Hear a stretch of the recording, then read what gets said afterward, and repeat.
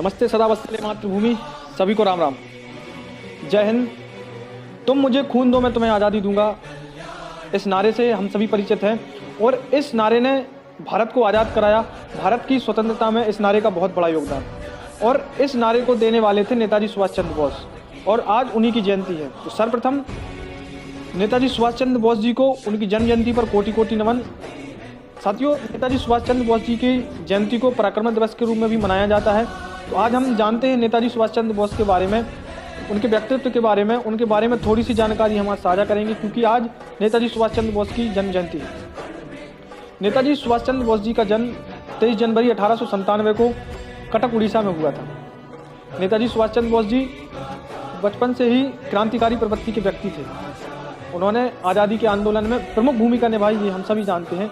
लेकिन इतिहास में कुछ ऐसे लोगों को काबिज करना था, इतिहास में ऐसे लोगों को स्वतंत्रता सेनानी बताना था, ऐसे लोगों को भारत की स्वतंत्रता का पूरा श्रेय देना था। इसी षड्यंत्र के चलते नेताजी सुभाष चंद्र बोस को एक योजनाबद्ध तरीके से उनको आज़ादी के आंदोलन से दूर रखा गया इतिहास में, ताकि आने वाली पीढ़ी नेताजी सुभाष चंद्र बोस ना बन सके। नेताजी सुभाष चंद्र बोस जी ने गांधी जी के साथ मिलकर असहयोग आंदोलन से स्वतंत्रता संग्राम की शुरुआत की थी। भारत की स्वतंत्रता के लिए उन्होंने वहीं से पहला कदम रखना शुरू किया था और थोड़ा आगे चल के 1938 में नेताजी सुभाष चंद्र बोस कांग्रेस के अध्यक्ष बने।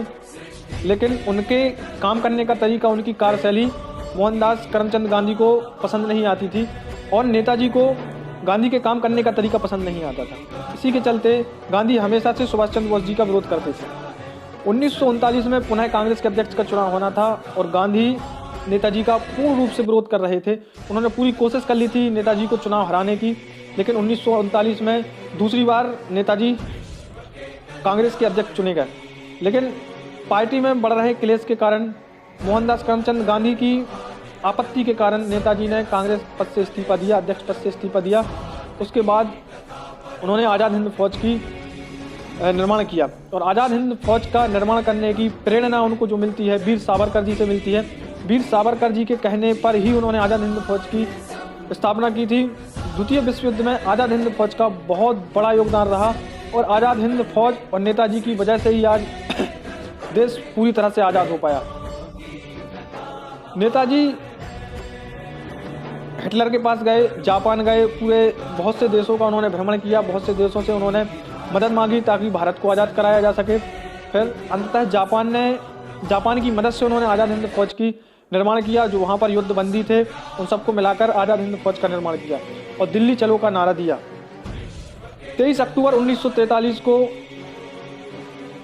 आज़ाद हिंद फौज के प्रमुख सेनापति की हैसियत से नेताजी ने 11 देशों की सहमति से स्वतंत्र सरकार बनाई, अस्थायी स्वतंत्र सरकार बनाई, जहां उन्होंने अंडमान निकोबार पर इसकी घोषणा की और 11 देशों ने उस पर हस्ताक्षर किए कि भारत आज से आज़ाद है। जिसमें प्रमुख देश थे इटली, चीन, जापान और कोरिया। ऐसे 11 देश थे जिन्होंने नेताजी सुभाष चंद्र बोस को सरकार बनाने की मान्यता दी और आज़ाद भारत की घोषणा 1943 में नेताजी सुभाष चंद्र बोस जी ने की थी। लेकिन कुछ नेताओं को, जो नेता यहाँ पर अंग्रेजों के जाने के बाद सत्ता में काबिज होना चाहते थे, उनको वो आज़ादी रास नहीं आई और गांधी, नेहरू जैसे नेताओं ने उस आज़ादी को मान नहीं किया कि भारत अभी भी आज़ाद नहीं हुआ। दरअसल गांधी और नेहरू किसी भी तरीके से पूर्ण आज़ादी के समर्थक नहीं थे। खासकर गांधी नहीं चाहते थे कि भारत पूर्ण रूप से आज़ाद हो, क्योंकि भारत की स्वतंत्रता में एक बहुत बड़ा अहम योगदान नेताजी सुभाष चंद्र बोस जी का रहा है और नेताजी सुभाष चंद्र बोस जी के कारण ही आज हम आज़ाद हैं। 23 अक्टूबर 1943 को जब स्वतंत्र भारत की घोषणा नेताजी सुभाष चंद्र बोस जी ने अंडमान निकोबार से की, तब से नेताजी सुभाष चंद्र बोस को पूर्व की सरकारों ने भुलाया हुआ था। लेकिन जब माननीय नरेंद्र मोदी जी की सरकार आई तो उन्होंने 23 अक्टूबर 1943 को अंडमान निकोबार में जाकर वही यादें ताज़ा की जब स्वतंत्र भारत की घोषणा नेताजी सुभाष चंद्र बोस जी ने की थी। आज़ाद हिंद फौज के हजारों सेनापति, हजारों सैनिक वीरगति को प्राप्त हुए। माँ भारती के चरणों में उन्होंने अपनी प्राणों की आहुति दी। भारत को स्वतंत्र कराने के लिए उन्होंने अपने प्राणों की आहुति दी। लेकिन आज़ाद हिंद फौज और नेताजी को इतिहास के पन्नों से और भारत के गौरवमय इतिहास से इस तरह से अलग किया गया या अल्प रूप में दिखाया गया ताकि नेताजी सुभाष चंद्र बोस इस देश के नायक ना बन पाए। पूरी कोशिश थी उस समय के इतिहासकारों की, उस समय की सरकारों की, लेकिन माननीय नरेंद्र मोदी जी के आने के बाद उन्होंने आज़ाद हिंद फौज के जो सेनापति थे उनको पुनः उनका सम्मान किया, उनकी वीरता को नमन किया।